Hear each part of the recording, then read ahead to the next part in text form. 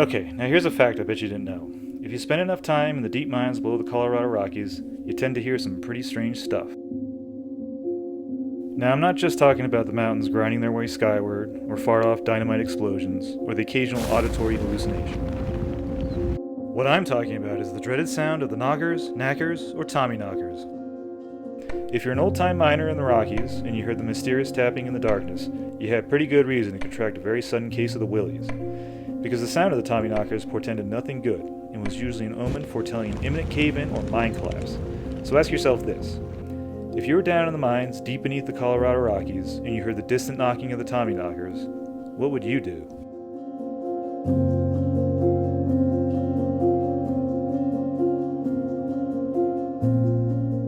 The tale of the Tommyknockers is a long and curious one. To begin with, they're not native to the American West at all. In fact, they're relative newcomers to the continent. They rightly belong among the folkloric traditions of the old country, to the Cornish miners who emigrated in droves from the tapped-out tin and copper mines of Cornwall to seek their fortunes in the newly discovered mineral veins of the American West.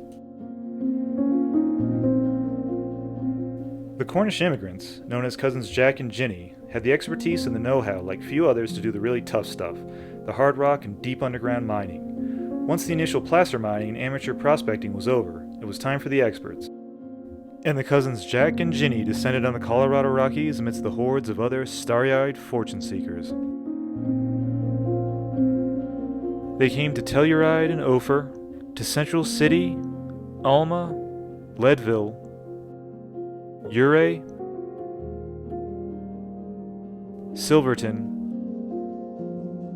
Idaho Springs, and every other rough and rugged old mining town in the San Juan, Collegiate, Mosquito, Sangre de Cristo, and Front Ranges.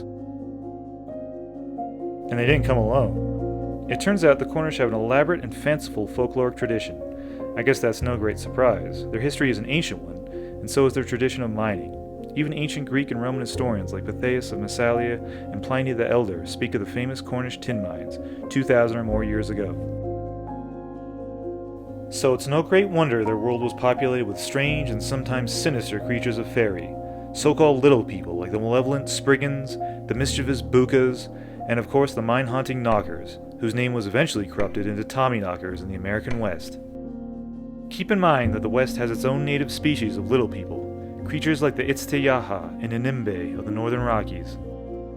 But the Tommyknockers are very much of the old world, akin in many ways to the underground dwarves and kobolds of continental Europe, beings much like the treasure-obsessed dwarves of Tolkien's Middle-earth.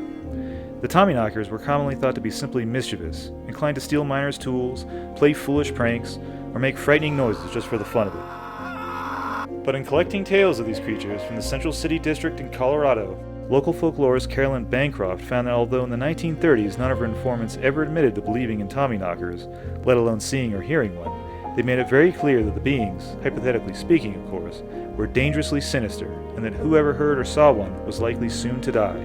And I suppose that's as good a reason as any for the lack of eyewitness reports. In any case, in the rational and materialistic United States, the Tommyknockers transformed from being fairy creatures or little people to something much more congenial to American tastes.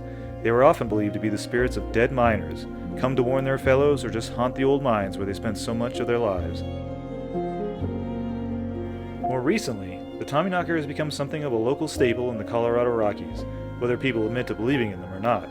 Spend any time in the San Juans, and you're bound to come across, for instance, the Tommyknocker bike trail near Telluride, or the famed Tommyknocker Tavern in Creede, or swing up into the mountains just west of Denver to Idaho Springs, where you'll find the Tommyknocker Brewery.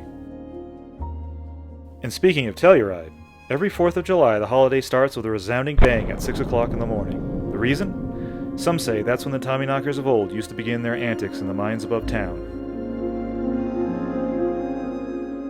I guess the real question these days is whether there are any Tommyknockers left in the Rocky Mountains. Maybe they're sustained by belief, and they've slowly faded away as the Cornish miners filtered away or lost their connection with the old country and its beliefs and traditions. Or maybe they're still down there, somewhere, tapping away in the dark, waiting for the miners to return so they can give them a fright, or scare them away, or warn them of impending danger. In any case, if you have any stories about Tommyknockers in the mines of Colorado or anywhere else in the West, or any stories about anything at all you may have encountered in the caves and mines of the Mountain West, let us know in the comments. you.